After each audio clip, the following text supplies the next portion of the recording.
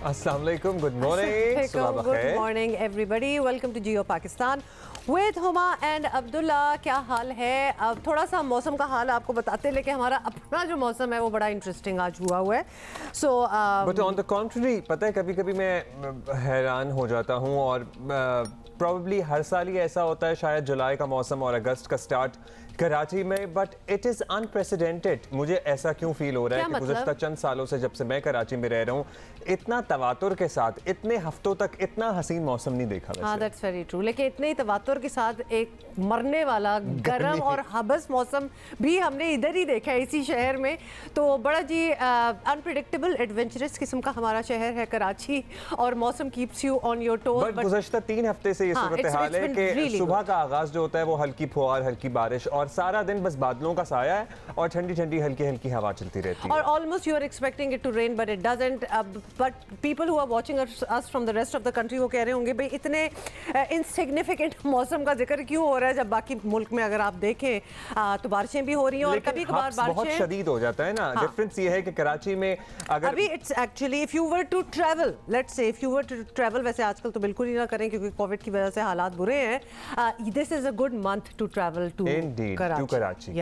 अच्छा जी, हाँ, हमारे पास बहुत सी खबरें, लेकिन एक अच्छी खबर ओलंपिक से आई है, और ओलंपिक से आई है जैवलिन थ्रो के कंपटीशन में अरशद नदीम साहब जो हैं वो नदीम साहब हैज क्वालिफाइड फॉर इट। जी आज सुबह सुबह जो हैं वो क्वालिफाइंग राउंड्स हुए हैं। वैसे असल जो फाइनल होगा वो 7th को होगा, आज नहीं होगा, लेकिन क्वालिफाई कर गए हैं। ग्रुप बी में फर्स्ट पे आए हैं। सोचें, ग्रुप बी में फर्स्ट नंबर पे आए हैं और इनकी थ्रो जो थी वो 85.1 मीटर 13 आई थिंक ये इनकी मीटर थी, and he came first in his group.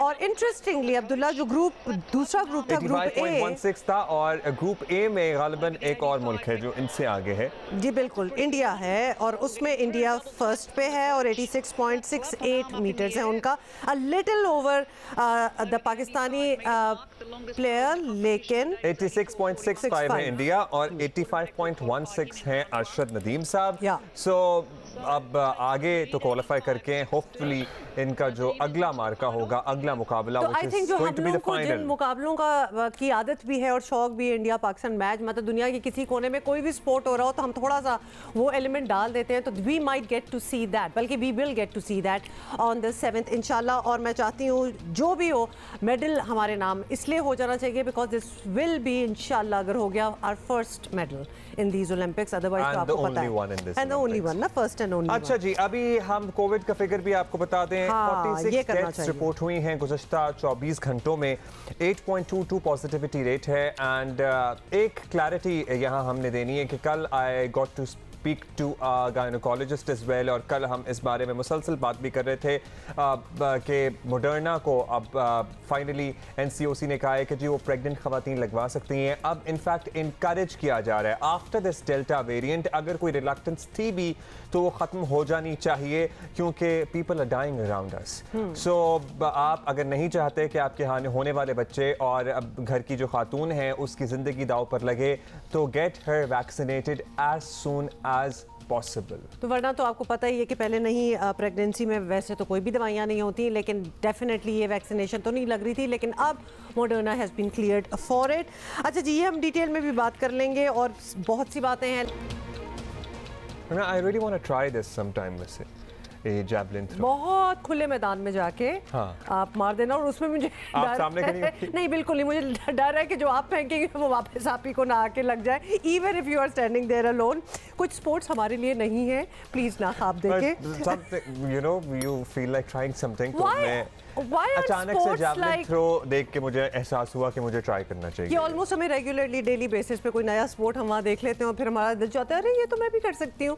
तो लिहाजा बहुत अच्छी बात है अगर इस किस्म की चीज़ें एक आपके दिल में आ रही हैं। अगर if you are in a school और कॉलेज, खैर अभी तो सब कुछ बंद ही है, तो अपनी स्पोर्ट्स जो है ज़रूर ज्वाइन करें, बल्कि इंसिस्ट करें अपने स्कूलों को कि स्पोर्ट्स कोच भी होने चाहिए, टीचर्स भी होने चाहिए और टाइम भी देना चाहिए ताकि आप उसमें अपना इंटरेस्ट जो है डेवलप करें। लेकिन then there are other kinds of sports जिसको पॉलिटिक्स भी कहा जाता है। वैसे ज़्यादा इसे टग ऑफ वॉर से तशबीह दी जा सकती है। बिल्कुल, और ख़ास तौर पे आजकल जो हो रहा है वो तो यही लगता है। एनीवे जी, आपको बताएं कि तहरीक इंसाफ की हालिया इंतखाबी कामयाबियों के बाद मुल्क की सियासत में मुफाहमत का रुझान जो है वो बढ़ता नज़र आ रहा है और शिकस्त खुर्दा अपोजिशन जमातों में सियासी हिकमत अमली पर नज़रसानी के लिए आवाज़ें भी उठ रही हैं और चेयरमैन बिलावल भुट्टो अपोजिशन जमातों को मुश्तरका जद्दोजहद की दावत दे चुके। हम साथ थे, मेरा वही पैगाम था।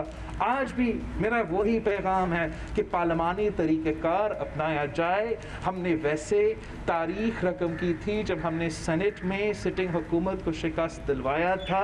हम मिल के काम करें तो पंजाब में हम बुजदार को भगा सकते हैं, वफाक में हम इमरान का हुकूमत को ख़त्म कर सकते हैं और अवाम के लिए एक ऐसा हुकूमत बना सकते हैं जो उनके मसाइल हल करे।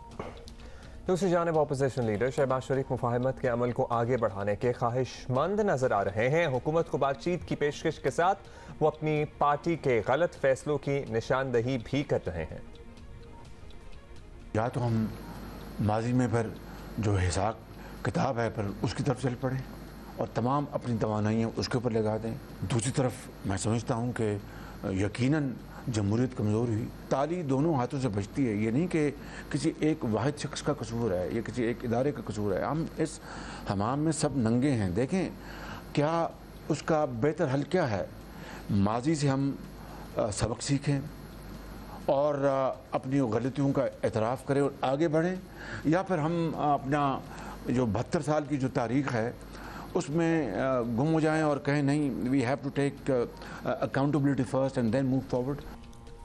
माजी बुलाकर आगे बढ़ने की बात को हुकूमती वज़रा खुश आइंद करार दे रहे हैं। वैसे शहबाज शरीफ का ये बयान तो हमने सुन लिया, देख भी लिया, इस पर बहस भी हो गई मुख्तलिफ TV प्रोग्राम्स में, लेकिन उसके बाद मियां नवाज शरीफ की जो ट्वीट्स आई हैं वो इस बयान के कुछ मुतज़ाद ही नज़र आ रही हैं और इंतखाबी इस्लाहात पर अपोजिशन के साथ बातचीत का इरादा भी जाहिर कर दिया है। लेट्स सी के आगे क्या होता है।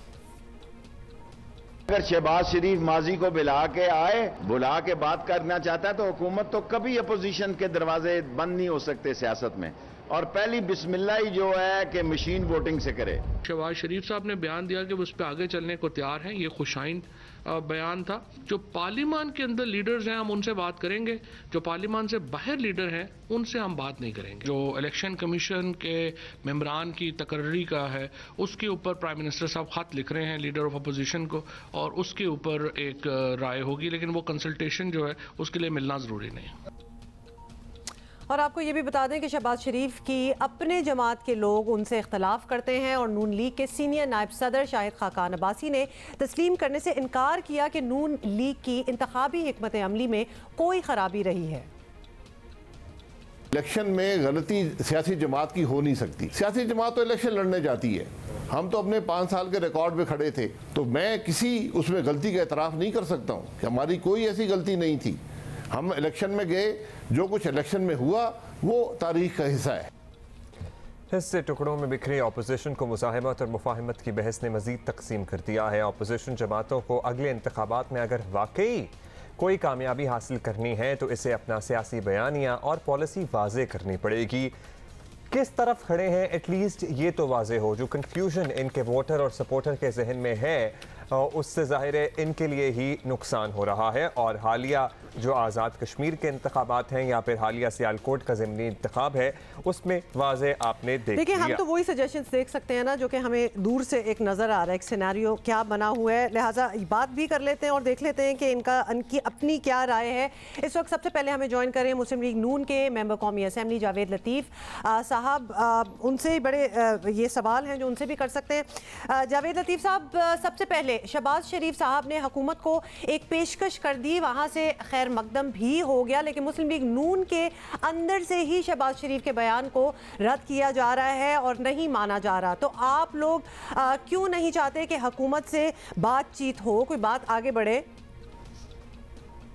इनका 3 साल का माजी गवाह है कि इन्होंने कोई संजीदगी से ना कोई कानून साजी की और ना ही संजीदगी से किसी जमात से बात की। आप देखें कि जो कश्मीर इशू पे, कौमी इशू पे इकट्ठे बैठने के लिए ये तैयार नहीं है एक प्राइम मिनिस्टर, उसकी आप संजीदगी का फिर अंदाज़ा कर सकते हैं, उसकी ऑफ़र का भी आप अंदाज़ा कर सकते हैं। और जिस बात पे वो कहते हैं कि आके बात करें या मिल बैठ के बात करें, वो इलेक्ट्रॉनिक मशीन पे हम बैठें। और क्या हमें RTS याद नहीं है? क्या उसके बाद 2018 के बाद जो इन्होंने आज तक कश्मीर का इलेक्शन और सियालकोट के इलेक्शन में कर चुके हैं, क्या हम अपने हाथ काट के मज़ीद इनको दे दें? यानी प्रॉब्ली आप भी चाहते हैं कि शायद प्रॉब्ली बातचीत नहीं हो सकती या मुफाहमत का आगे कोई रास्ता नहीं है। तो मियाँ साहब, अगर शहबाज शरीफ की बात नहीं मानी जानी या मियाँ नवाज शरीफ और उनके करीबी लोगों ने उनकी पॉलिसी नहीं चलने देनी, तो फिर उन्हें सदर बनाया क्यों है आप लोगों ने? ये हमें समझा दें, उन्हें या तो खुद कह दें या वो खुद ही बाहर चले जाएं। अब इस तरह तासुर यही आता है कि उन्हें बाहर खुद से धकेला जा रहा है। नहीं, कतन ऐसी बात ना है, ना किसी जमात के अंदर होती है।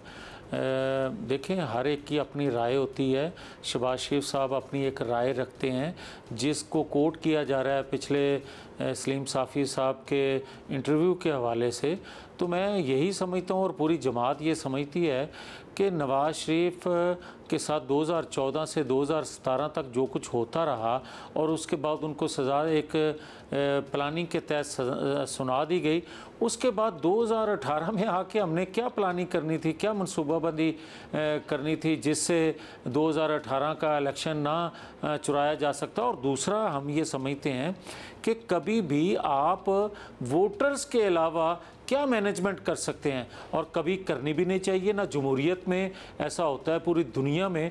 तो हम किस तरह ये तसव्वुर कर सकते हैं कि कोई हम मैनेजमेंट करते और जिससे नवाज शरीफ जो हैं एक सज़ा याफ्ता, जिनको सज़ा सुना दी गई थी, वो 2018 में प्राइम मिनिस्टर बन सकते। तो ये मैं समझता हूँ कि उन्होंने जो कहा शायद किसी और पैराए में बात की हो, हमें तो सब क्लियर था और क्लियर है। चलिए ठीक है जावेद लतीफ़ साहब, अब ये तो ऑब्वियसली मुस्लिम लीग नून के अंदरूनी मामलात हैं, लेकिन एक और जानिब से भी मुफाहमती किस्म की बात हुई है। अब इसको आप जिस तरह भी लेना चाहें, लेकिन बिलावल ने अपोजिशन के इकट्ठे होने का तस्करा किया है। तो क्या पीपल्स पार्टी से हाथ मिलाने के लिए तैयार है? कुछ हो रहा है इस हवाले से? देखें, हम किसी भी सियासी हकीकत से दूर होना नहीं चाहते, ना हो सकते हैं, मगर जहाँ तक मफाहमत का तज़किरा है या ज़िक्र है, तो मफाहमत कैसी?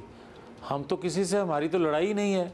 और अगर आप मफाहमत इसको कहते हैं कि आइन कानून की बालादस्ती पर कंप्रोमाइज़ कर लिया जाए, तो मैं समझता हूँ 73 सालों बाद अगर कौम एक नतीजे पे पहुँच रही है कि आइन कानून की बालादस्ती के बग़ैर पाकिस्तान आगे नहीं जा सकता, पाकिस्तान जिस भंवर में फंसता जा रहा है, जिस भंवर में इसकी मईशत फंस गई है, पाकिस्तान दुनिया में तनहा हो गया है, दाखिली खारजी तौर पर हम फंस चुके हैं, तो आइन कानून में रहते हुए हम इससे निकल सकते हैं। और यही बयानिया नवाज शरीफ का, यही बयानिया मुस्लिम लीग नून का।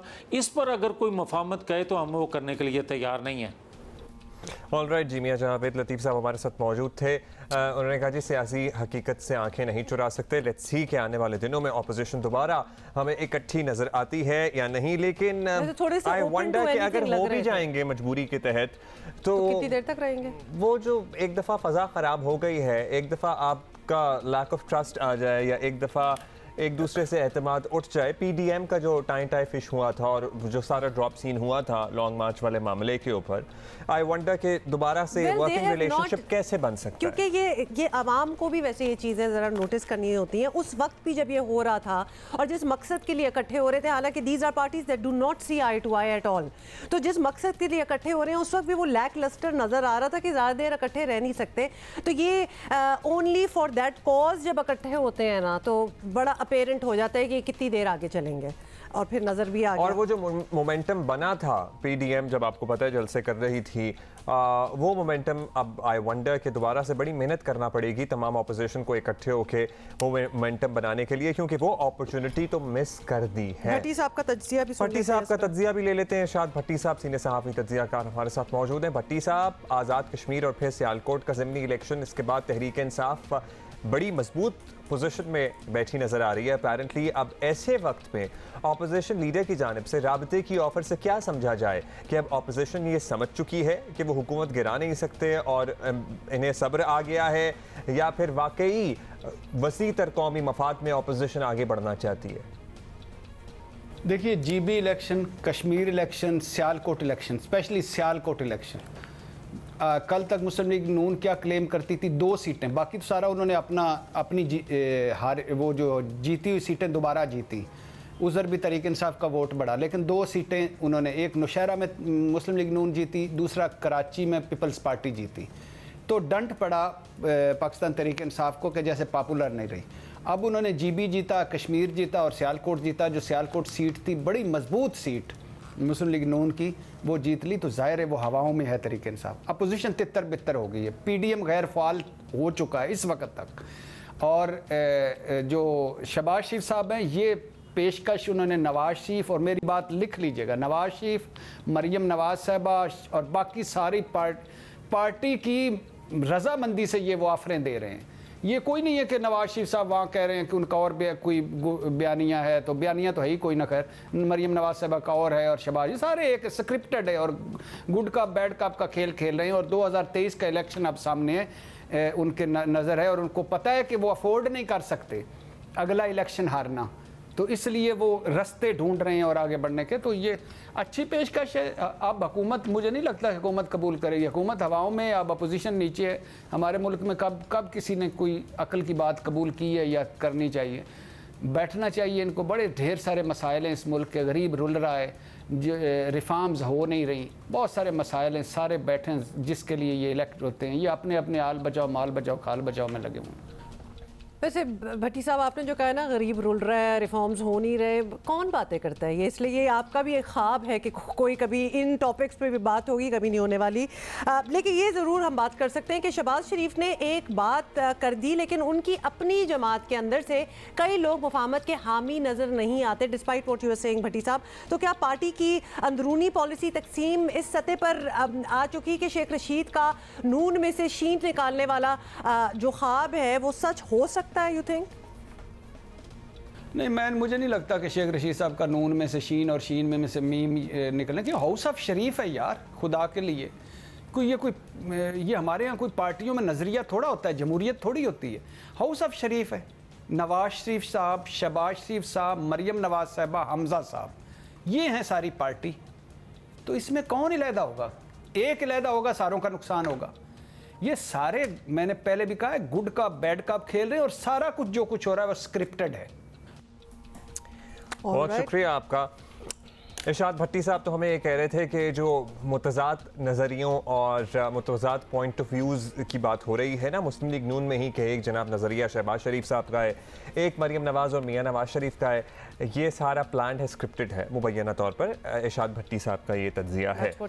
खैर, अभी हम आगे तो बढ़ते, लेकिन हम होपफुल थोड़ी सी बात कर लेना दोबारा से ज़रा टोक्यो ओलंपिक पे एक दफ़ा फिर। If you are just joining us, तो आपको बता दें कि टोक्यो ओलंपिक्स में कौम के लिए मेडल जीतने की जो है वो आस अरशद नदीम ने बरकरार रखी हुई है। इस वक्त ये हैं अरशद नदीम।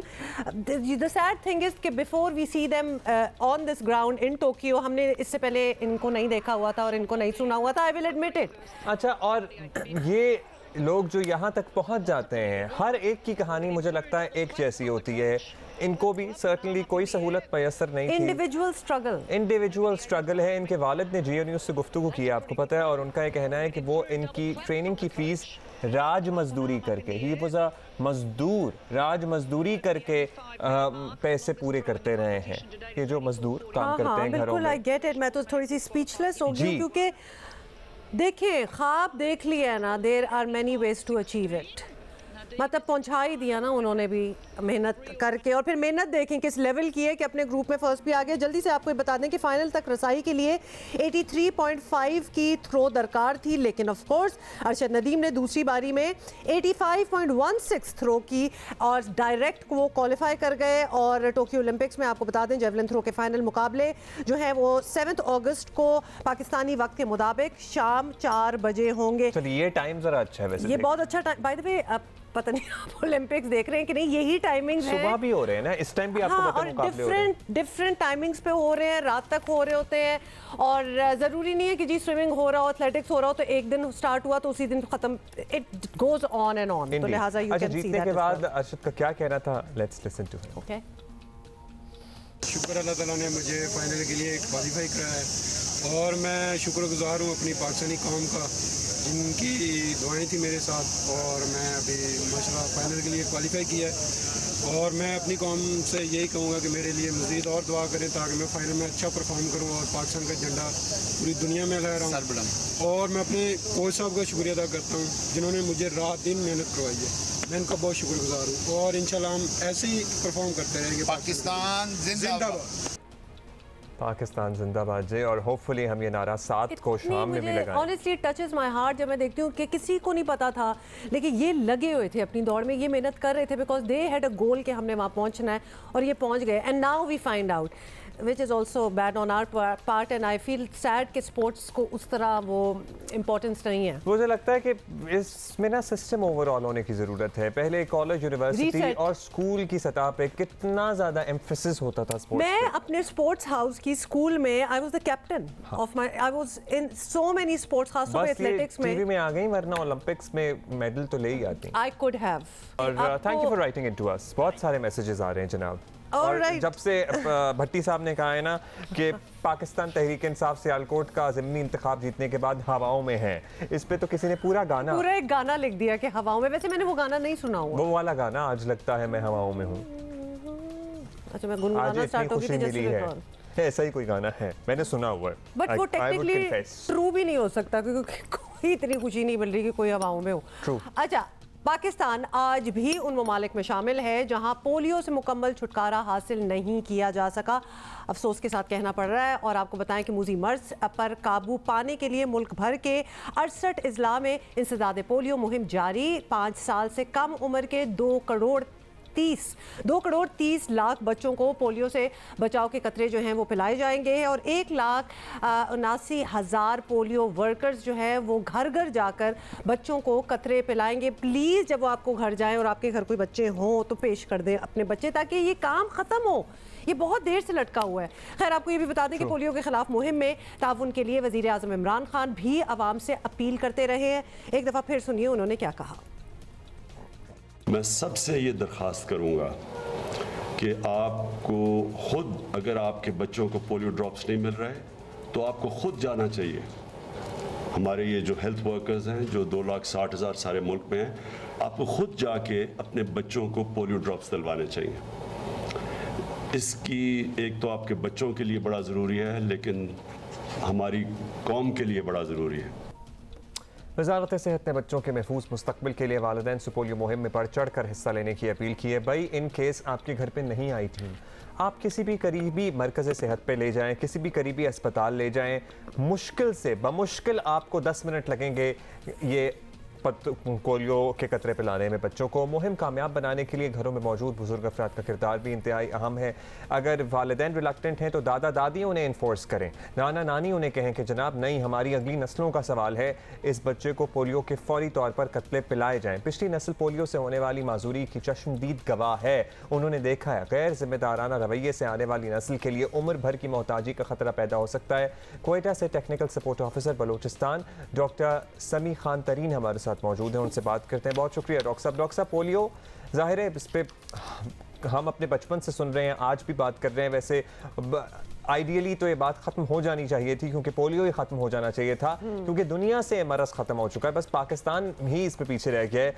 बलूचिस्तान में अब भी इसके केसेस सामने आते रहते हैं। पोलियो पर काबू ना पाने की क्या वजह है? क्योंकि बहुत बड़ा एरिया है, वहाँ एक्सेस नहीं है हेल्थ फैसिलिटीज़ तक, या फिर ये लोग रिलक्टेंट हैं?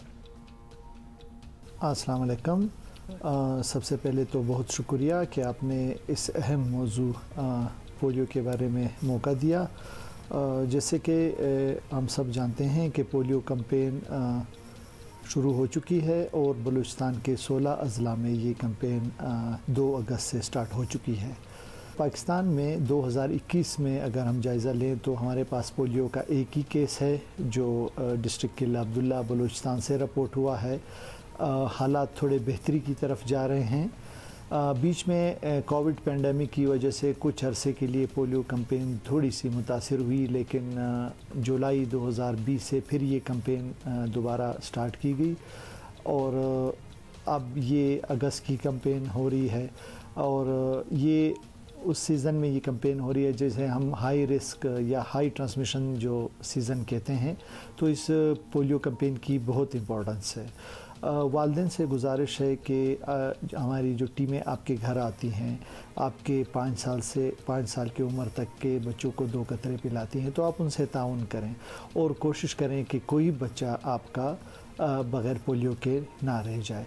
और पोलियो के साथ साथ एक अहम पैगाम ये भी है वालिदैन के लिए कि अक्सर हमने सुना होगा और हम कहते हैं कि इनकारी बच्चे या रिफ्यूज़ल चिल्ड्रन, तो अगर हम देखें तो बच्चे कभी भी इनकारी नहीं होते, ना रिफ्यूज़ करते हैं, बल्कि हमने यहाँ तक देखा है कि जब हम फील्ड में जाते हैं तो बच्चे ख़ुद ही पोलियो टीमों की तरफ आते हैं और पोलियो करते हैं। तो ये इनकारी जो होते हैं ये वालिदैन या उनके बड़े होते हैं, तो उनसे ये गुजारिश है कि आप पोलियो के कतरे पिलाने से इनकार ना कीजिए।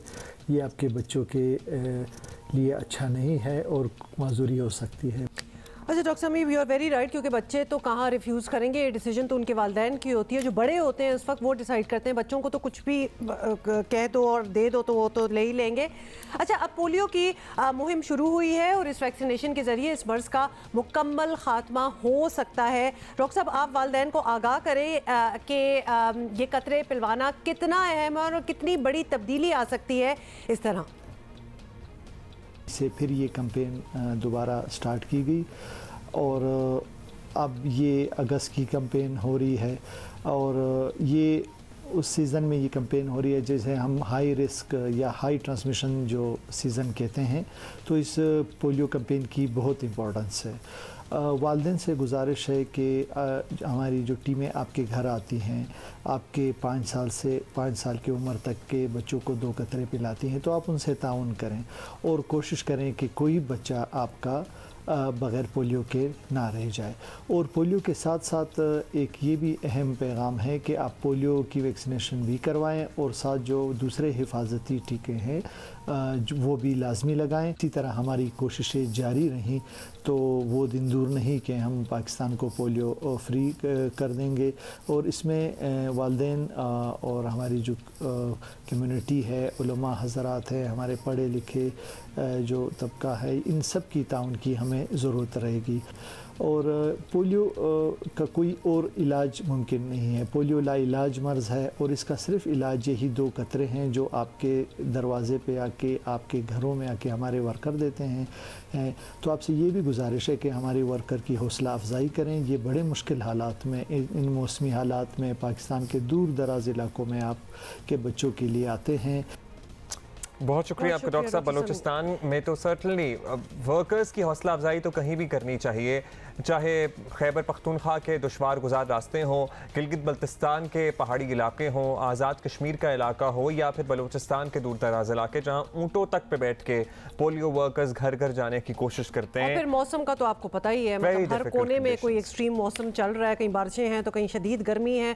तो इन सारे हालात में ये पोलियो वर्कर्स जो हैं ये आप ही की मदद के लिए निकले हुए हैं, तो please at least respect them. Respect तो वैसे ही हर इंसान को करना चाहिए, बट इस पर हम मजीद बात करना चाहते हैं। अभी बात ख़त्म नहीं हुई। पाकिस्तान मेडिकल एसोसिएशन के सदर डॉक्टर अशरफ निज़ामी हमारे साथ हैं, उनसे भी बात कर लेते हैं। डॉक्टर अशरफ, पोलियो के ख़िलाफ़ पाकिस्तान एक बाकायदा जंग में है और इसमें वैक्सीन से बड़ा हथियार और कोई नहीं, लेकिन अब भी इतलात मिलती हैं कि कई लोग ये कतरे पिलवाने पर राज़ी नहीं होते। I wonder why, but anyway, आपको इसकी वजह क्या नज़र आती है?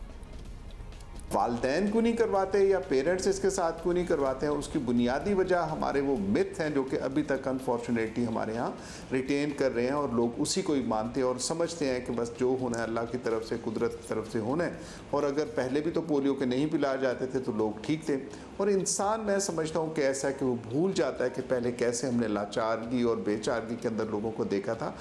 कहा जाता है कि जी पोलियो की वैक्सीन के लिए हमारे पास और कोई चाराकार नहीं है कि दुनिया के अंदर ये पोलियो थी, दुनिया से ये पोलियो सारा ख़त्म हो गया।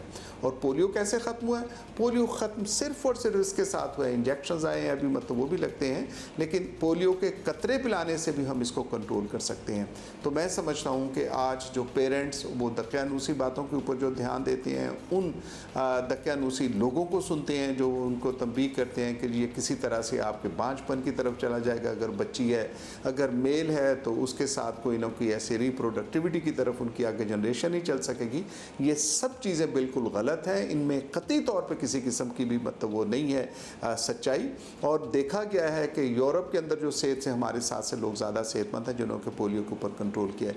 आई बिलीव कि पेरेंट्स को उस जहालत से निकलना चाहिए, उन मिथ से बाहर निकलना चाहिए और अपने बच्चों को पोलियो के जो है वो ज़रूर कतरे पिलाने चाहिए। अच्छा सर, ये बताइएगा कि वालिदैन को ये किस तरह समझाया जाए कि उनके बच्चों के लिए ये कतरे कितने अहम हैं? जैसे कि आपने कहा मुख्तलिफ तोहम परस्ती और बिल्कुल ही मिथ्स जो हैं इस कैंपेन के साथ जुड़े हैं जिनका कोई हकीकत से ताल्लुक़ नहीं है।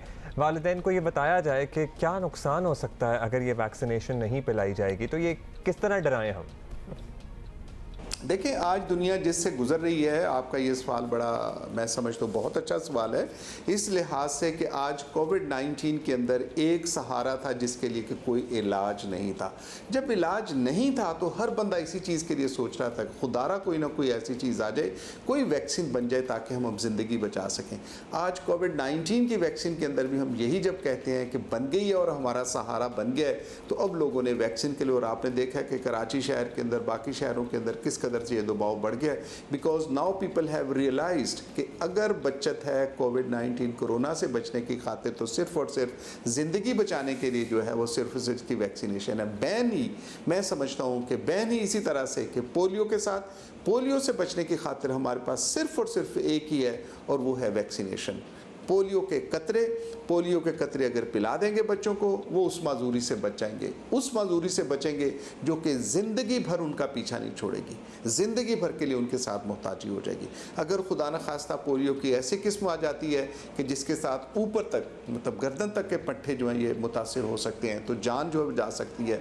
और अगर ऐसा पोलियो है कि जिसके साथ ऐसा वायरस जो इफ़ेक्ट करता है कि नीचे टांग दड़ जाती है, तो यकीनी मैं समझता हूँ आपके मतलब नाज़रीन बेहतर तरीके से समझते हैं कि ये माजूरी, और कौन ऐसा बाशऊर शख्स होगा जो अपनी औलाद और उसकी खातिर जो है ये माजूरी देना चाहता होगा। तो मैं ये समझता हूँ कि पोलियो के कतरे ये ज़िंदगी की अलामत हैं, पोलियो के कतरे ये हमारी मूवमेंट की अलामत हैं, ज़िंदगी के कतरे जो हैं ये पोलियो के कतरे ये हमारी सेहतमंद कौम की अलामत हैं। बहुत शुक्रिया डॉक्टर अशरफ निज़ामी। आपसे बात करके एक और बात रीटरेट हुई है कि जब पोलियो के अगेंस्ट ये जो मुहिम होती है ना पोलियो ख़त्म करने के लिए, तो वो मल्टी प्रॉन्ग्ड होती है। एक जहालत को भी ख़त्म करना है और एक पोलियो को भी ख़त्म करना है, बिकॉज ये जहालत ही है जिसमें आप रिफ्यूज़ कर रहे हैं। मतलब पेरेंट्स से, आप माँ बाप से एक्सपेक्ट करते हैं ना कि वो आपकी फ़र्स्ट लाइन ऑफ डिफेंस होंगे, उनसे ज़्यादा प्रोटेक्शन और हिफाजत आपको दुनिया में किसी से नहीं मिलेगी। तो पहली चीज़ ही वो गलत कर रहे हैं। तो उसके बाद वो बच्चा अपने माँ बाप से क्या एक्सपेक्ट करे जब वो बड़ा होगा और वो नहीं चल पा रहा होगा कि पहली चीज माँ बाप ने सही नहीं की मेरे लिए, तो अब क्या करेंगे? वो एज अ वालिदैन वो बच्चा आपको कभी नहीं माफ कर पाएगा, बस ये ख्याल अपने और वैसे तो करना भी नहीं चाहिए क्योंकि आप बड़े हैं ना, यू शुड नो बेटर। तो ये मल्टी प्रॉन्ग्ड है, जहालत को भी खत्म करना है, पोलियो को भी खत्म। एक जिक्सॉ पज़ल हो गई है आज़ाद कश्मीर की पीएमशिप भी, लेकिन आज कुछ फैसले अब्दुल्ला हो जाएंगे क्योंकि हम आपको बताएं कि आज़ाद कश्मीर कानून साज असेंबली के कायदे-ए-वान के इंतखाब के लिए वोटिंग आज दोपहर 2 बजे होगी और आज आज़ाद कश्मीर की कानून साज असेंबली नए वज़ीर आज़म का इंतखाब करेगी। पाकिस्तान तहरीक इंसाफ को कानून साज असेंबली में अफजल भट्ट साहब अक्सरियत हासिल है, याद दिला रहे हैं, कर चुके हैं।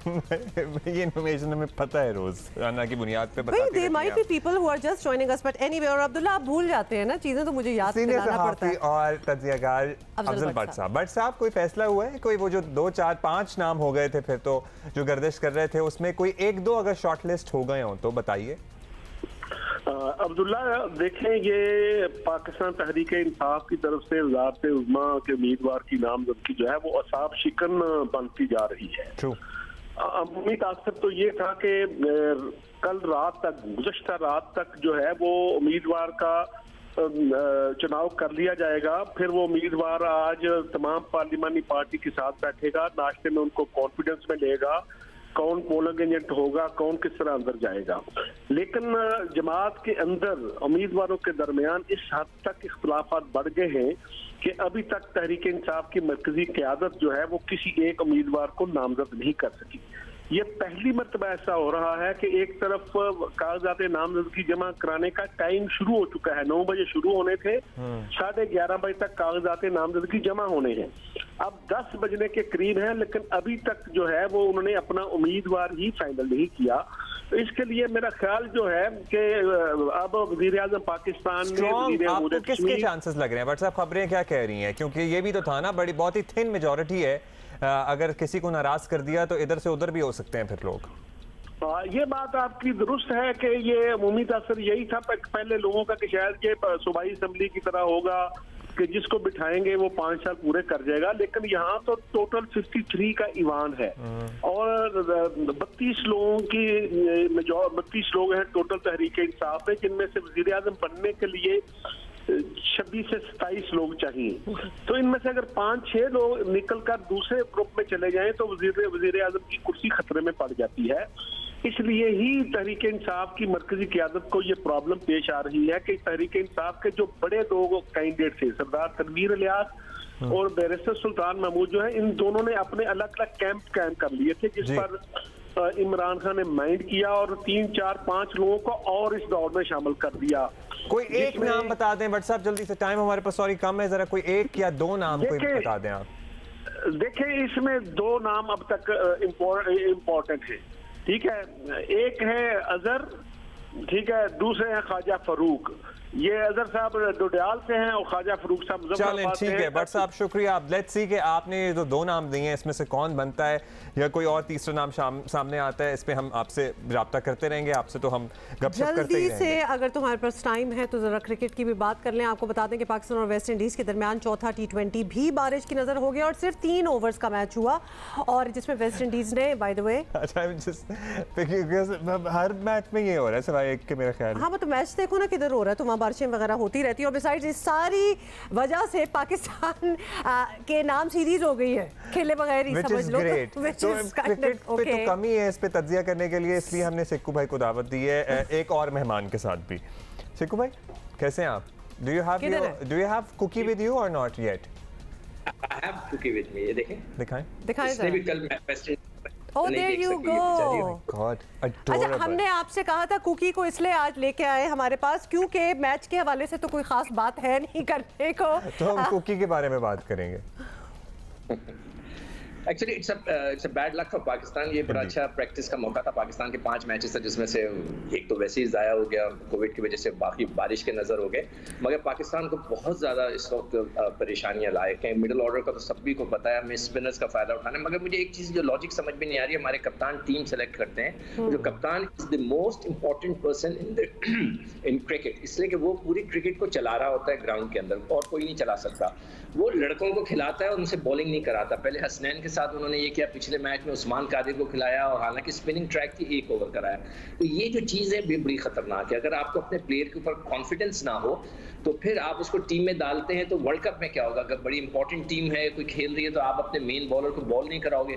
तो ये एक थोड़ी सी अलार्मिंग चीज़ है। इसके ऊपर पाकिस्तान क्रिकेट बोर्ड और उसके जो सपोर्टिंग स्टाफ है, इनको इस पर काम करना चाहिए। अच्छा विश्व, is it a matter of concern जो हमारी इस वक्त की सूरत हाल है T20 वर्ल्ड कप के लिए, क्योंकि हम अपने आप को बड़ा चैंपियन समझते हैं जनाब T20 फॉर्मेट का, बट क्या हम इस वक्त उस पोजीशन में हैं कि हम फाइनल तक पहुंच जाएं या ट्रॉफी लिफ्ट कर सकें अल्टीमेटली? देखो, ये लड़के इस वक्त जो पाकिस्तान की टीम है ना, वो रिजवान और बाबर पर बहुत डिपेंड कर रही है। नीचे आके हसन एक बहुत ज़बरदस्त बॉलर है, अगर वो दोनों रन्स कर देते हैं तो पाकिस्तान के लिए बड़ा आसानी होती है। उसके बाद पिछले मैच में भी आप देखें कि 44 रन पे हमारे 7 लड़के आउट हो गए, 44 रन के ऊपर। तो ये बहुत ही अलार्मिंग चीज़ है। यानी कि अगर रिजवान और बाबर को हमें जो है तो सारा कुछ उन्हीं के ऊपर पड़ रहा है, तो पाकिस्तान को वर्ल्ड कप जीतने के लिए पूरी टीम को जो एक्ट करना पड़ेगा, उसके अंदर स्पिनर्स भी हैं, बॉलर्स भी हैं, जो मिडिल ऑर्डर बैटिंग है। अच्छा, अब हमारा को टेस्ट जो हो रहा है, अभी बिल्कुल अभी टेस्ट स्टार्ट हो जाएगा इधर पाकिस्तान वेस्ट इंडीज का, तो व्हाट्स द एक्सपेक्टेशन और क्या तब्दीलियां होनी चाहिए? नहीं, टेस्ट मैचेस में तो वही होगा जो हमारी टीम सेटल्ड है काफ़ी टेस्ट मैचेस में, उसमें इतनी कोई बड़ी तब्दीलियों की ज़रूरत नहीं होगी। मगर ये कि देखते हैं पाकिस्तान कम से कम टेस्ट मैचेस वगैरह जीत कर आ जाए, तो उसके बाद फिर जो न्यूजीलैंड की सीरीज़ है फिर हमने उसमें एक्सपेरिमेंट्स करने हैं और अपनी टीम को सेटल करना है वर्ल्ड कप के लिए। ऑलराइट, थैंक यू सिकंदर वक्त हमारे साथ मौजूद। और क्या अपने उस वक्त के एक्स फ्रेंड मुदस्सिर या फिर सलमान के साथ ये रकम शेयर करने का इरादा है? वैसे नहीं, लखोपति, नॉट जस्ट एनी वन लखपति नहीं, काफी 84 लाख रुपए to be precise. Who would have thought, मतलब everybody took it as it's a joke, मतलब एक बहुत ही कोई फनी और वियर्ड किस्म की एक चीज थी और फिर शदीद वायरल हुई। लेकिन who's laughing to the bank, ये जो एक मुहावरा होता है ना, तो they are laughing। और इनसे हम बात करने की वैसे कोशिश करेंगे। जनाब, अभी हम आपको ये बताना चाहते हैं कि वैक्सीन के सिलसिले में क्या तैयारी है। मुख्तलिफ जगहों की पाबंदियों और वार्निंग्स के बाद मिलाकर आवाम की बड़ी तादाद अब वैक्सीन सेंटर्स का रुख कर रही है। 24 घंटों के दौरान 10 लाख से ज़ायद अफराद ने वैक्सीनेशन करवा ली। सिंध में बगैर शनाख्ती कार्ड वालों को भी वैक्सीन लगवाने का फैसला कर लिया गया है। कराची के तमाम छोटे बड़े वैक्सीनेशन सेंटर्स पर लंबी लाइनें लगी नजर आ रही हैं। तवील इंतजार वैक्सीन की किल्लत के सबब भी बेनज़मी का कुछ सिलसिला बन रहा है मुख्तलिफ मकामात पर। दूसरी खुराक लगवाने वालों को वैक्सीन ना मिलने की खबरें भी सामने आ रही हैं। क्या मैं आपको आंखों देखा हाल भी अपना बता दूं, क्योंकि मेरे डोमेस्टिक स्टाफ का दूसरा डोज जो था और घंटों वो लाइनों में लगे रहे और फिर जब काउंटर पे गए फाइनली तो पता चला कि उनकी वैक्सीन अवेलेबल नहीं है और कहा यह गया कि आप 2 दिन बाद दोबारा ट्राई करें। अब ट्राई करने के लिए बहुत वैसे मुश्किल है, बिकॉज ऑलरेडी हम लोगों को इंकरेज कर रहे हैं कि जाके लगाएं, वो डिस्करेज हो जाएंगे इतने घंटों में लाइनों में खड़े होकर। 4-5 घंटे खड़े रहना, लाइन में लगना और फिर दोबारा करना, it's a little too much. आपको बता दें कि वज़ीर इत्तलात से नासिर हुसैन शाह ने भी वैक्सीन की कमी की तस्दीक कर दी थी, बल्कि कल हमारे ही शो पे उन्होंने क्या कहा था, ये सुन लें। ये अपनी जगह पे हकीकत है कि वैक्सीनेशन इतनी ज़्यादा अवेलेबल नहीं है जो शेयरिंग आती है। अब ऐसी सूरत हाल में कैसे हम अपनी टारगेट पॉपुलेशन को कम्प्लीटली वैक्सीनेट कर सकेंगे? और कराची में तो ये सूरत हाल है ही, क्योंकि बहुत से प्राइवेट इदारों ने भी जनाब ये कहा कि हम तनख्वाहें नहीं रिलीज़ करेंगे जब तक लोग वैक्सीनेट नहीं होते, और उसकी वजह से भी दबाव बढ़ा, विच इज़ ग्रेट कि दबाव एज इन लोग इंकरेज हो रहे हैं, लेकिन उस सिलसिले में फिर उसी तनासुब से इंतजाम भी होने चाहिए। पंजाब में इस दबाव को हैंडल करने के लिए क्या इरादा है, क्या प्लानिंग है? वज़ीर आला पंजाब की मुअव्विन खुसूसी बराए इत्तलात डॉक्टर फिरदौस आशिक अवान साहिबा हमारे साथ मौजूद हैं। बहुत शुक्रिया डॉक्टर साहिबा। अब जब हुकूमत ने मुख्तलिफ बंदिशों का ऐलान किया तो लोग वैक्सीन लगवाने की तरफ आ भी रहे हैं। जो पहले कतरा रहे थे वो कहते हैं अब लगवानी ही पड़ेगी। लाखों हज़ारों की तादाद में आ रहे हैं। लगता है कि पंजाब में भी प्रॉब्ली वही समा बंधेगा जो कराची में है इस वक्त। तो इतनी वैक्सीन मौजूद है क्या जो सब लोगों को मिल सके? शॉर्टेज और प्लानिंग के सिलसिले में आपने क्या तैयारी की है, क्या इरादा है, इसको किस तरह मैनेज करेंगे? 662 सेंटर जो हैं वैक्सीनेशन के वो पंजाब भर में कायम किए गए और overall till today 1 crore 80 lakh के करीब अफराद जो हैं उनको वैक्सीनेट किया गया। पिछले 24 घंटे में एक दिन में रिकॉर्ड वैक्सीन फ्राहम की गई और वो वैक्सीनेट होने वालों की तादाद जो है 5,81,000 के करीब है, और ये दुनिया में किसी भी जगह पे लगाई जाने वाली एक दिन में सबसे ज़्यादा वैक्सीन है। दूसरा जो इस चीज़ को महसूस करते हुए कि वैक्सीनेशन सेंटर्स पे आवाम का रश है और उस रश को किस तरह हम हैंडल करें, हमने drive through vaccination centre Lahore में बनाया और ये अपनी मिसाल आप और ऐसा मुनफरिद सेंटर था जिसका दुनिया भर में भी किसी जदीद टेक्नोलॉजी के साथ मुआजना किया जाए तो कम ना होगा।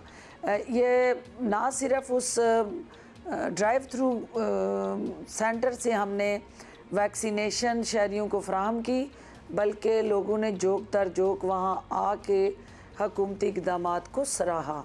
डोर टू डोर जो हमारी कैंपेन है उसका आगाज़ भी कर दिया गया है और इसका मकसद ये है कि वैक्सीनेशन सेंटर्स पे रश को कर्टेल किया जाए और लोगों को घर में बैठ के बआसानी जो है वैक्सीनेशन की फैसिलिटी दस्तयाब हो। अच्छा, ये वैक्सीनेशन सेंटर्स पे रश को कर्टेल किया जाए, ये जो आपने कहा है ना डॉक्टर साहिबा, इसी पे बात करनी है, क्योंकि वैक्सीनेशन सेंटर्स पे जिस तरह का रश होता है, कोरोना SOPs की किसी को कोई परवाह नज़र नहीं आती, बल्कि हुकूमत को चाहिए कि ये यकीनी बनाए कि ये वैक्सीनेशन सेंटर्स ही कहीं कोरोना की नर्सरीज ना बन जाए, क्योंकि जब आप देख रहे होते हैं ना तो लगता है यही है, जुड़े होते हैं लोग विदाउट एनी मास्क। तो इसके हवाले से क्या करना है? देखिए, वैक्सीनेशन सेंटर्स पे प्रेशर को कम करने के लिए हुकूमत ने 26 जुलाई से 14 अगस्त तक घर घर वैक्सीनेशन लगाने का जो सिलसिला शुरू किया है, उसको और ज़्यादा हम बढ़ाने जा रहे हैं। और डोर टू डोर का जो कैंपेन है, लोगों को वैक्सीनेशन सेंटर पे बुला के SOPs में जो उनकी बेहतियाती होती है, जिस तरह वो गैर ज़िम्मेदारी का मुज़ाहरा करते हैं, ख़ास तौर पे जो सीनियर सिटीज़न्स हैं और हमारे जो नौजवान हैं, उनको ज़्यादा से ज़्यादा हमें इस चीज़ की तरफ मोटिवेट करना है कि वो SOPs को भी फॉलो करें, सोशल डिस्टेंसिंग भी करें और तमाम जो इसके साथ जुड़ी एहतियात है उसको यकीनी बनाएं। लेकिन इस सारे प्रोसेस को हम उसी वक्त हकीकत में बदल सकते हैं, इस पूरी विजन को रियलिटी में कन्वर्ट कर सकते हैं जब मीडिया हमारे साथ शऊर और आगाही देने में पार्टनर बने। और मीडिया की मदद के साथ लोगों को आगाही देने का ये सिलसिला हमारा जारी है। मीडिया तो अपना काम जारी रखे हुए, हम तो दिन रात यहाँ है, वैक्सीन के ऊपर एक लेक्चर देते हैं प्रोग्राम के शुरू में भी, आगाज़ में भी। और फिर जो हमें ऑनलाइन और ट्विटर वगैरह पे जो लेक्चर वापस हमें मिलता है ना, क्योंकि वाकई जो लोग नहीं मान रहे, बड़ा ही मुश्किल है। वैसे अब कम रह गए हैं ऐसे लोग जो नहीं मान रहे। नहीं, और मैं एक बात बताऊं, जो थ्रेट आया ना, थैंक यू वेरी मच, ये जो थ्रेट आया ना सिम बंद होने का और बाकी चीज़ें तनख्वाह मिलना, इससे लोग मान रहे हैं, दिल से अभी भी बहुत। अच्छा, कल वहाब साहब एक बात कर रहे थे, बड़ी सच्ची बात है कि जनाब लोगों को अपनी सिम और अपने डेटा पैकेज की अपनी जान से ज़्यादा परवाह है। 100% वो अपने डेटा पैकेज के लिए ज़्यादा तगदौ कर रहे हैं बजाय इसके कि अपनी जान को बचाने के लिए। इससे पहले तगदौ करते और जब इतना रश नहीं था तभी वैक्सीनेट हो जाते और अब ये आसानी से हो जाते, इतना रौला भी ना पड़ता। लेकिन ऑफ कोर्स ये वैक्सीन अपने आप को बचाने के लिए इतनी नहीं है जितना फोन उनका एक्टिवेटेड रहे। अच्छा, सब छोड़ दें जी। ओके, छोड़ दिया। पाकिस्तान का पहला वायरल मीम 52,000 अमरीकी डॉलर में नीलाम हो गया। मीम तो हमारे बहुत वायरल है, लेकिन ये पहला मीम देखना है, पहले हमने मीम देखना है, दिखाएं। Friendship ended with Mudassir. Now Salman is my best friend. आपको पता है कि Mudassir is again his best friend? हाँ, ये भी मुझे पता चला है कि मुदस्सिर, ये by the way आसिफ है जिसकी ये मीम थी, Friendship ended with Mudassir. Now Salman is my, ये दुनिया में मकबूल हुआ है वैसे ये मीम, which is थोड़ा सा गुजरावाला के रिहायशी हैं और रातों रात ये अमीर हो गए हैं और ऑलमोस्ट कोई 80-84 लाख रुपए इन्हें इस मीम के एवज मिले हैं। हमारे कॉरेस्पॉन्डेंट उस्मान खलील इनके घर पहुंच गए और इनसे ज़रा गपशप किए। Over to you Usman. जी, हुमा और अब्दुल्ला, किस्मत कब किस पे मेहरबान हो जाए इसका किसी को इल्म नहीं। ऐसा ही हुआ गुजरांवाला के रिहायशी आसिफ के साथ, जिसने 2015 में फेसबुक पर एक तस्वीर अपलोड की और ये तस्वीर उनके दोस्त जैन ने 2015 में खींची और वर्ल्ड मीम गैलरी में $52,000 में इसकी नीलामी हुई है, जो पाकिस्तानी 84 लाख रुपए बनते हैं। जी आसिफ भाई, रातों रात अमीर हो गए, लखपति बन गए, तो कैसा महसूस कर रहे हैं आप? जी बिल्कुल, देखें खुशी तो बिल्कुल होती है जब इतनी बड़ी अमाउंट आ जाती है अनएक्सपेक्टेड। तो अब ये ऐसे है कि हमने ये तस्वीर जो है ना 2015 में ना हमने फेम हासिल करने के लिए लगाई थी, ना हमने पैसा लेने के लिए लगाई थी।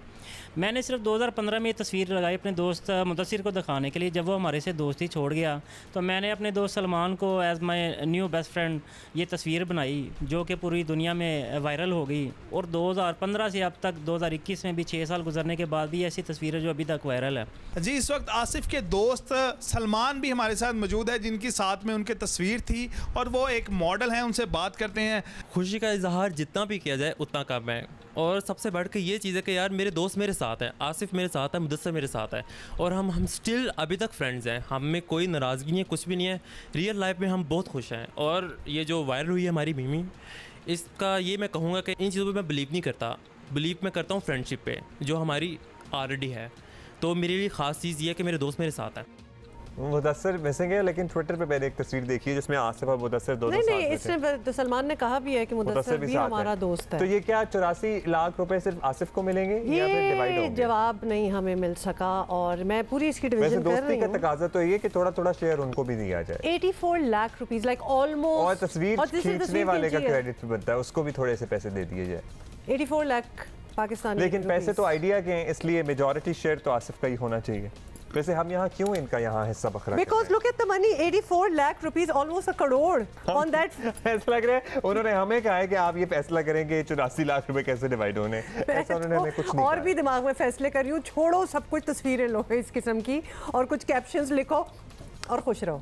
दिल से ये समझते हैं कि एक ऐसा शोबा जिसको मज़ीद ऑनर करने की ज़रूरत है, क्योंकि ये फ्रंट लाइन ऑफ डिफेंस है हमारे लिए और हमारा पहला और आखिरी रिजॉर्ट भी है, क्योंकि हमें ज़िंदगी में कोई भी मसला दरपेश आए, गाड़ी के टायर चोरी होने से लेकर, अभी मैं सुबह किसी की तस्वीर देख रहा था कि किसी की गाड़ी खड़ी रह गई, गाड़ी के टायर, और खुदा न खास्ता कोई बड़ा सानिया होने तक हम पुलिस के पास ही जाते हैं और ये पुलिस ही है जो हमारी हिफाजत के लिए हर वक्त मौजूद रहती है। और सर्टनली जो इंसिडेंट्स होते हैं या जिस तरह पाकिस्तान में दहशतगर्दी की एक भयानक लहर देखी है, उसमें कितने ही पुलिस अफसरान हैं और एहलकार हैं जिन्होंने अपनी जान का नजराना पेश किया। अफसोस की बात यह है कि ये एक बड़ी थैंकलेस जॉब भी है, बिकॉज वो काम कर रहे होते हैं, लेकिन अगर एक काम खराब हो जाए तो वो जो अचीवमेंट्स होती हैं वो सारी बैकड्रॉप में चली जाती हैं और फिर जो नेगेटिव्स होते हैं वो सामने आ जाते हैं, which is bad and we are going to reverse it right. और मुझे लगता है कि हमारा कल्चर सा बन गया है, बस किसी को बुरा समझना है तो बुरा समझना है। अब ये कल्चर चेंज होना चाहिए, हमें अपने आप को एक्चुअली इवॉल्व और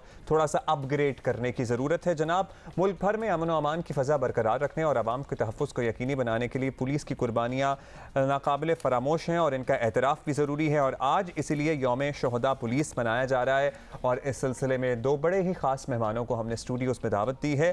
ज़ाहिदा परवीन साहिबा हमारे साथ मौजूद हैं, SP सदर कराची हैं, और अब्रेज़ अली अब्बासी हैं, SP city Karachi. So welcome both of you और thank you so much for joining us. और आप लोगों से ब्रेक में भी बात हो रही थी, बड़ी रिफ्रेशिंग होती है। अच्छा, बात ये, और आप लोग हमें बेहतर एक्सप्लेन कर सकते हैं कि जब हम मिलते हैं पुलिस ऑफिसर से और उनके कारनामे सुनते हैं और काम सुनते हैं तो हमारा खुद भी सीना एकदम चौड़ा हो जाता है कि इतना मुश्किल काम है और उसको इतनी अच्छी तरह करना।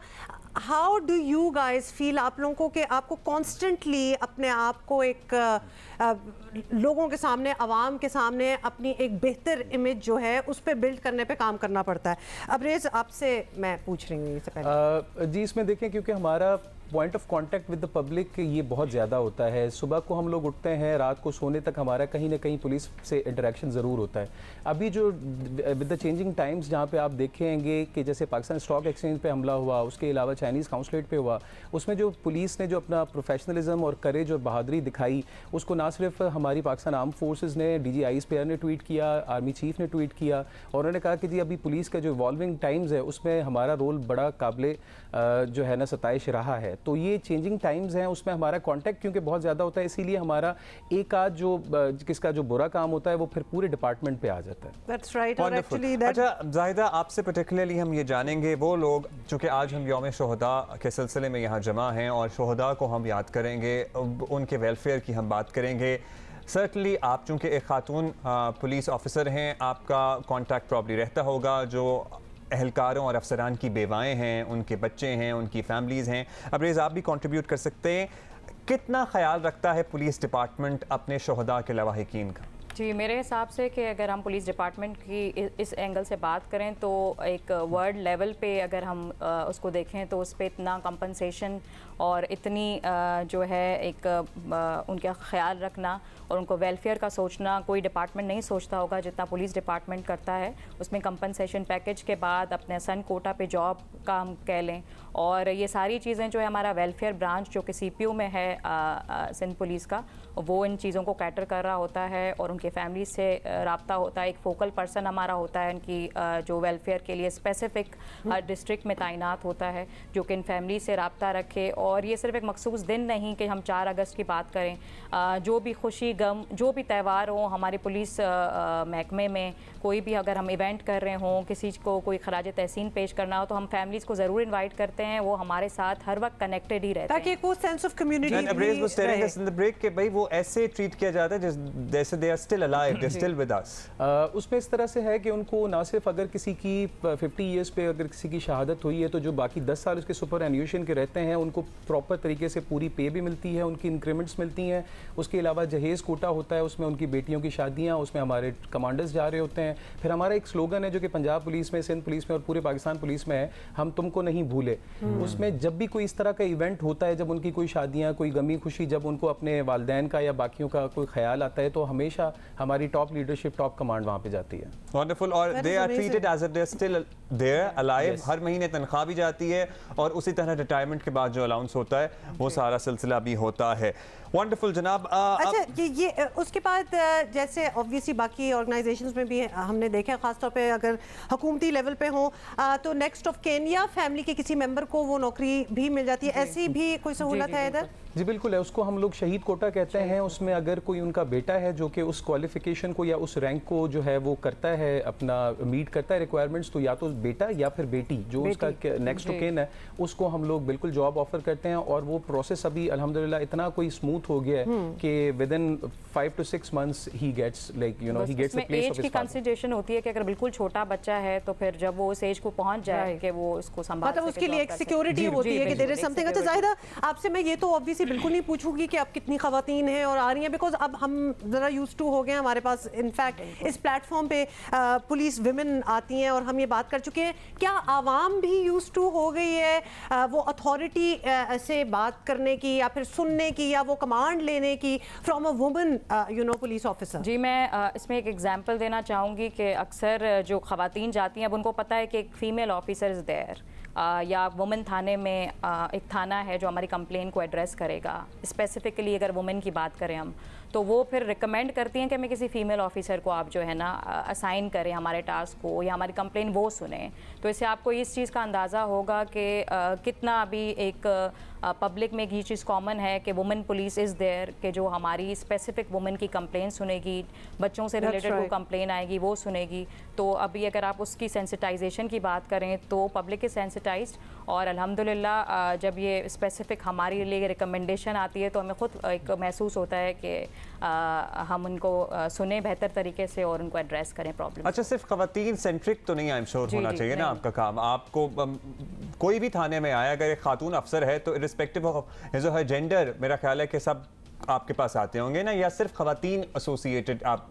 देखिए, मेरा तो ऑपरेशनल फील्ड है। सदर डिवीज़न की बात करें तो ऑफ कोर्स सदर डिवीज़न के अंदर जितने भी क्राइम रिलेटेड या कोई भी ऐसा लॉ एंड ऑर्डर होता है तो वी आर देयर, तो उसमें कोई जेंडर स्पेसिफिक जॉब नहीं है। लेकिन मैं अगर ख़वातीन कंप्लेनेंट्स की बात करूं तो वो फिर उनको पता होता है कि एक फ़ीमेल ऑफिसर हमारे एरिया में है या थाना है, वुमेन थाना है, तो वो फिर अगर कंप्लेंट जाती है तो वो फिर उस। अच्छा, also out of curiosity Zahida and so many people are watching us, postings का क्या होता है? क्या postings all over the country होती हैं या फिर सिंध में होती हैं? और ये फैमिली पोस्टिंग्स होती हैं कि आप अपनी फैमिली को भी साथ लेके जाएं? जी, मैं बस ये आपको बताती चलूँ कि प्रोवेंशियल जैसे सर्विसेज हैं, अगर सिंध पुलिस है तो उसमें अगर लेडी कांस्टेबल आएगी तो वो प्रोवेंस से रिलेटेड उसमें वहीं पे उसको पोस्टिंग होगी। अब बीइंग अगर हम फेडरल पुलिस सर्विस की बात करें तो ये CSS के एग्ज़ाम देने के बाद PSP ग्रुप है पुलिस सर्विस ऑफ पाकिस्तान, उसके थ्रू फीमेल जो है वो PSP ग्रुप ज्वाइन करे और वो ओवरऑल पूरे पाकिस्तान में किसी भी प्रोविंस में सर्व कर सकेगी, इंक्लूडिंग इस्लामाबाद एंड ओवरऑल सारा पाकिस्तान। और अगर प्रोविंस की बात करें तो प्रोविंस में जो लेडी कांस्टेबल हैं, लेडी ASIs हैं, इंस्पेक्टर्स हैं, DSPs भी हैं। अभी आपने रिसेंटली देखा होगा सिंध पब्लिक सर्विस कमीशन के थ्रू कुछ DSPs डायरेक्ट जो हैं वो रिक्रूट हुई हैं, तो उसमें फिर वो प्रोविंस स्पेसिफिक जो है उनको पोस्टिंग्स। अब्रेज़, आपसे जानना चाहेंगे, जैसे हुमा भी कह रही थी कि this is a very thankless job और वो एक कांस्टेंट इमेज बिल्डिंग की ज़रूरत पड़ती है when it comes to police, जो कि अब मुझे लगता है कि इररेलेवेंट होता जा रहा है विद चेंजिंग टाइम्स। लेकिन फिर भी how do you make sure और how do you keep an eye on your subordinates, आप बीइंग एन ऑफिसर, कि जनाब कहीं कोई ऐसी हरकत ना हो जाए? और ये जो पुलिस एहलकार जो सड़कों पे ड्यूटी दे रहे होते हैं, हमें इनके साथ एम्पैथी भी होती है कि इनकी बड़ी टफ ड्यूटी है, इनकी बड़ी टफ लाइफ है, मौसमों की सख्तियाँ हैं, तनख्वाहें भी इतनी ज़्यादा नहीं हैं। How do you think we can do something about it कि हम ये जो इमेज है इसको बेहतर कर सकें, या जो कह देते हैं, या फिर ऐसा होता भी है, जाहिर है they are black sheeps out there as well, जो कि ये कोरोना में बड़ी शिकायत है, जनाब पुलिस पैसे लेके दुकानें खुलवा रही है, या ये सारा सिलसिला आप किस तरह मैनेज करते हैं एज एन ऑफिसर? ये अच्छा अब्दुल्ला, इसमें इस तरह से है कि वाकई this is a very thankless job, लेकिन अब क्योंकि social media, main stream media, उसके थ्रू जो चीज़ें हैं ना वो अब बहुत फास्ट फ्लो ऑफ इंफॉर्मेशन हो रहा होता है। जहाँ पे भी हमें कोई चीज़ रिपोर्ट होती है, अब आप देखें कि उस पर फिल फॉर एक्शन हो जाता है। जो भी आपके व्हाट्सएप ग्रुप्स होंगे या सोशल मीडिया पे कभी भी कोई चीज़ वीडियो वायरल होती है, तो मैं वसूख के साथ कह सकता हूँ कि जितनी हमारी ट्रेसिंग की कैपेबिलिटी है उतनी शायद ही कहीं पर हो। हम फ़ौरन उस बंदे को जो है वो सस्पेंड भी किया जाता है, उस पर इंक्वायरी भी बिठाई जाती है और उसको बेहतर से बेहतर पोर्ट्रे किया जाता है कि जी ये हमने एक्शन लिया। ब्लैक शीप तो हर जगह पे होती हैं, जिस तरह से पुलिस में भी हैं, लेकिन अब ये है कि हमने ये देखना है, जिस तरह इस तरह के दिन मनाए जाते हैं तो उसमें हमारा मोराल भी बड़ा बूस्ट होता है। उसमें जो 6000 तकरीबन कमोबेश जो हमारे शहीद हैं, जो पाकिस्तान पूरी पुलिस फोर्स के डिफरेंट फॉर्मेशंस के हैं, उनके साथ आज अहद करने का ये दिन है कि जिस तरह से उन्होंने किसी चीज़ की अपनी फैमिली, अपनी बीवी बच्चों का परवाह ना करते हुए उन्होंने मुल्क के लिए जान दी, तो हम भी इस अज़्म का, और जो तमाम मेरे साथ पुलिस फोर्स के मेंबर्स हैं, हम लोग भी ये अज़्म का इजहार करते हैं कि अगर कभी इस वतन अजीज़ को या इनके लोगों के जो जान, इज़्ज़त और माल जो हमारा काम है उसको तहफ़्फ़ुज़ करने के लिए हमें अपनी जान भी देनी पड़ी, तो हम किसी चीज़ से दरेग नहीं करेंगे। एब्सोल्युटली, और वो जज्बा तो एक्चुअली हम बिल्कुल देखते भी हैं। However then again coming back to, कुछ खबरें आ जाती हैं और जब हम आप लोग जैसे ऑफिसर से मिलते हैं तो हमें बड़ी तसल्ली हो जाती है कि yes there is a good change which is coming as well. तो रिफॉर्म्स पे बहुत ज़्यादा बात होती है और हम काफ़ी ऑफिसर से रिफॉर्म्स पे बात कर चुके हैं। क्या आप लोग बीइंग इन दिस फील्ड आप अपनी सजेशंस भी दे सकते हैं, may be for your own station, may be for only your own थाना? डू यू थिंक तो ये रिफॉर्म की ज़रूरत है? बिल्कुल देखिए, क्योंकि एवर चेंजिंग टाइम्स हैं तो वहाँ पे पुलिसिंग के रूल्स भी बड़े चेंज हो रहे हैं। पहले जो है वो क्राइम रिलेटेड पुलिसिंग होती थी, अब टेररिज्म भी है, अब और पब्लिक सर्विस डिलीवरी भी है। पुलिस का जो structure from force to service delivery unit जो हो गया है उसमें डेफिनेटली रिफॉर्म्स की ज़रूरत होती है।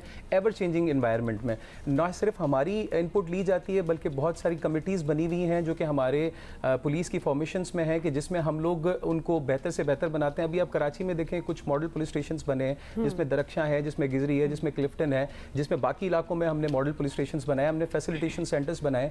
आई had the opportunity to serve in Punjab and Lahore as well. There have been many reforms there. उसमें खिदमत मरकज़ उन्होंने बनाए हैं, पुलिस के इमेज को बेहतर किया है, क्योंकि फर्स्ट पॉइंट ऑफ कांटेक्ट जब भी वो आवाम के साथ होता है तो हम चाहते हैं कि वर्किंग एनवायरनमेंट इतना हो कि जो इनेबल करे कि ताकि उनको वहाँ पे एक मतलब जो है ना रिपल्जन फेस ना हो और लोग जो है बाहर की तरह यहाँ पर भी बड़ा अच्छे तरीके से पुलिस के साथ इंटरेक्ट कर सकें। अच्छा, today although we are paying tributes to the शुहदा, लेकिन एक सवाल मुझे आपसे जनरली पूछना है क्योंकि सोशल मीडिया पे भी आया है, ये जो तफ्तीशी होता है आपका, ये जो मिठाई कल्चर है थानों में, ये कब तब्दील होगा या ये तब्दील हो गया है?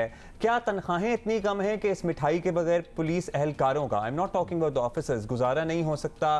तो सर्टनली हुकूमत को सोचना चाहिए कि उनकी सैलरीज या उनके पैकेजेस इतने बेहतर किए जाएं कि उनको इस रिजॉर्ट की तरफ आना ना पड़े। Do you have your 2 cents about it? जी, इसमें मैं कहना चाहूँगी कि हमारी इन्वेस्टिगेशन में कॉस्ट ऑफ इन्वेस्टिगेशन का एक जो है फ़ंड होता है, जिसमें जितने भी तफ्तीशी ऑफिसर होता है, जितनी भी वो उसने इन्वेस्टिगेशन की तो उसकी कॉस्ट ऑफ इन्वेस्टिगेशन उसको मिलती है। फॉर एग्जांपल वो किसी जगह पे गया है, उसने अपना ट्रांसपोर्ट यूज़ किया और ऑफिशियल गाड़ी उसके पास नहीं थी, अनअवेलेबल थी, तो उसका जो फ़ंड है वो भी उसको कॉस्ट ऑफ इन्वेस्टिगेशन के थ्रू रीइंबर्स होगा। तो ये चीज़ नहीं है कि उनके पास इस चीज़ के लिए फ़ंड्स नहीं है या बजट नहीं है, तो there is a budget for there. लेकिन जैसे कि बात हुई कि तफ्तीशी ऑफिसर अगर कोई मिठाई या इस तरह की आपने बात की, तो उस पर अगर कोई उनका जो सुपरवाइजरी ऑफिसर है उनको कोई ऐसी शिकायत आए जो कि ओवरऑल इस इन्वेस्टिगेशन को सुपरवाइज करता है, जिसको हम SIO भी कह लें, और उसके ऊपर DSP होता है इन्वेस्टिगेशन और उसके ऊपर SP। अच्छा, इस पे by the way coincidentally just reminding our viewers, तो हमने एक स्टोरी भी की थी आपको अगर याद हो अब्दुल्ला, कि लाहौर में वो चाय पानी बंद है, पूरा एक कैंपेन था उस हवाले से, and we spoke about that at length. लेकिन चूंकि हमारे पास अभी जाहिदा और Abrez both SPs they are sitting here, आप दोनों से ये पूछना चाहूँगी कि अब बड़ी एडवांसमेंट्स हो चुकी हैं, फोरेंसिक्स हो रहे हैं जी, बड़ी डीप इन्वेस्टिगेशंस हो गई हैं, तो ये सारी न्यू टेक्नोलॉजी, न्यू वेज, ये सारे इम्प्लीमेंट भी होते हैं in every station, in every post? मतलब आप लोगों को उस किस्म का रिफ्रेशर्स या एजुकेशन भी दिया जाता है? अब्रेज आप बताइए। हाँ जी बिल्कुल ऐसा ही है, क्योंकि हमारे पास, क्योंकि जहाँ से हम दोनों ज़्यादा और मैंने ट्रेनिंग की है वो अकेडमीज़ हैं, फिर हमारे पास कॉलेजेस हैं, फिर हमारे पास स्कूल्स हैं, तो हर किसी लेवल पे, हर किसी रैंक पे अपनी अपनी ट्रेनिंग हो रही होती है। उसमें अब जो स्पेशलाइज्ड मॉड्यूल्स हैं वो इनकलकेट किए गए हैं। जैसे अभी मैं रिसेंटली देख रहा था, जियो न्यूज़ की एक हेडलाइन थी कि 4 जो लड़कियाँ थी वो लाहौर वाली जो साहिवाल से वहाँ से मिल गई हैं। तो ऑब्वियसली 5 दिनों के अंदर अगर आप कोई इस तरह से 22 करोड़ के मुल्क में अगर आप कोई ढूंढते हैं तो definitely you need to get facilitated from all the technology that is available. और उसमें ये है कि हमारे पास कराची में स्पेशल सिक्योरिटी यूनिट है, उसके अलावा हमारे पास फॉरेंसिक डिवीजन है, हमारे पास लाहौर की जो फैसिलिटी है फॉरेंसिक्स की वो शायद दुनिया में किसी भी फैसिलिटी से कंपैरेबल है। तो we have got these things and उसके लिए फिर बड़ा रिफ्रेशर्स और हमारे पे बड़ा इसका फोकस किया जाता है। ऑलराइट जी, ज़ाहिदा परवीन, अब्रेज अली अब्बासी, आप दोनों आए, थैंक यू सो मच। और जियो पाकिस्तान, जियो न्यूज़ और पूरा पाकिस्तान पुलिस के उन तमाम शहदा को खिराज तहसीन पेश करता है, सलाम पेश करता है जिन्होंने अपनी जान की परवाह ना करते हुए मुल्क की हिफाजत के लिए, हमारी हिफाजत के लिए अपनी जानों का नजराना पेश किया है। Thank you so much both of you for coming here. Of course हमने जल्दी से किसी और से भी मुलाकात करवानी है। जनाब, कोरोना वबा और लॉकडाउन ने तालीमी सिलसिला बड़ा मुतासर किया है, लेकिन इन छुट्टियों में कोई ना कोई नया टैलेंट सीखने का ख्याल बहुत से टीनेजर्स बच्चों को आया है। पेशावर से ताल्लुक़ रखने वाली नन्ही मेकअप आर्टिस्ट हैं हुदा सेठी। इन्होंने लॉकडाउन पीरियड को अपनी सलाहियतें निखारने के लिए इस्तेमाल किया। शी इज़ जस्ट 13 और इल्यूजन मेकअप करके ज़रा अपने लुक एट दैट, ये नजर आ ही रहा है, ये देखिए इल्यूजन मेकअप है, प्रीटी गुड। आपको पता है ना कि ऑनलाइन इनके ट्यूटोरियल्स भी होते हैं, बस इंटरेस्ट होना चाहिए आपको और थोड़ा सा एक्सपेरिमेंटेशन का भी शौक होना चाहिए। How cute is this little girl. चलें जी, हुदा हमारे साथ मौजूद हैं, she is joining us from Peshawar. Huda, thank you. Huda, बच्चियों को मेकअप वगैरह का तो शौक होता है, लेकिन इस तरह के मेकअप का प्रॉब्ली सबको शौक नहीं होता, तो आपका इंटरेस्ट शुरू से था ये गेटअप्स और आइडिया कहाँ से आया? Let's just start with that. मुझे भी स्टार्ट में नॉर्मल मेकअप का ही शौक था, लेकिन मैंने जब इल्यूजन मेकअप देखा कि लोग जब इल्यूजन मेकअप करते हैं तो मैंने सोचा कि कितना डिफरेंट है, ये एक ऐसी चीज़ है जो हर कोई नहीं करता, तो मैंने सोचा कि क्यों ना ये किया जाए। तो मैंने पिछले साल एंड में 2020 के एंड में इल्यूजन मेकअप शुरू किया और ये काफ़ी डिफरेंट चीज़ है, तो इसीलिए मैं इस तरफ आ गई। अच्छा, आपने खुद भी किया हुआ है तो हमें थोड़ा बहुत वो नज़र आ रहा है, तो ये कितना मुश्किल है, कितना वक्त लग जाता है डिफरेंट डिज़ाइन में, तो ये और ये जितना अलग डिज़ाइन होगा उतना ही ऑब्वियसली अच्छा लगेगा। How do you come up with that? Illusion makeup difficult होता है, आप जब स्टार्ट करते हो तो आप बिल्कुल भी अच्छे नहीं होते, आपका मेकअप नीट नहीं होता। मैं भी बिल्कुल अच्छी नहीं थी इल्यूजन मेकअप में, लेकिन मुझे कोई 1 ईयर लगा जब मैं बिल्कुल अच्छी हो गई, मेरा काम नीट होना शुरू हो गया और एक लुक करने में 1 ईयर लग जाता है। अच्छा, ये बताइएगा हुदा कि also means he has to have a lot of makeup. Indeed, ये सब जाहिर है आम मेकअप के सामान से ही होता है या इसके लिए कोई खास मटेरियल भी चाहिए होता है आपको? मटेरियल मैं इसके लिए नॉर्मल मेकअप भी यूज़ करती हूँ जो कि हर किसी के पास होता है, लेकिन मेरे पास एक मेकअप पेंटिंग पैलेट है जो कि इल्यूजन मेकअप्स के लिए यूज होता है, तो मैं वो यूज़ करती हूँ, ज़्यादातर वही यूज़ करती हूँ, लेकिन नॉर्मल मेकअप भी यूज़ होता है। अच्छा हुदा, आपका शौक जो है वो ऐसा नहीं कि बहुत आम हो, इसलिए ये जज करना भी मुश्किल है कि आपकी फैमिली ने आपको सपोर्ट किया होगा या नहीं किया होगा, मतलब क्या रिस्पॉन्स था, बिकॉज दिस इज डिफरेंट। ये एक बहुत डिफरेंट चीज़ है। जब मैंने अपनी फैमिली को बताया मैं इस तरह का मेकअप कर रही हूँ तो उन्होंने पहले ही नहीं देखा था, तो उनके लिए एक नई चीज़ थी, लेकिन उन्होंने मुझे काफ़ी सपोर्ट किया, उन्होंने मुझे काफ़ी मोटिवेट किया। Thank you Huda. I saw somebody on TikTok, जब ये अनबैन था, किसी ने एवाटार का बड़ा एक खातून मेकअप आर्टिस्ट बड़ा आर्ट है जी। We will see you tomorrow इंशाल्लाह। Stay safe, wear a mask.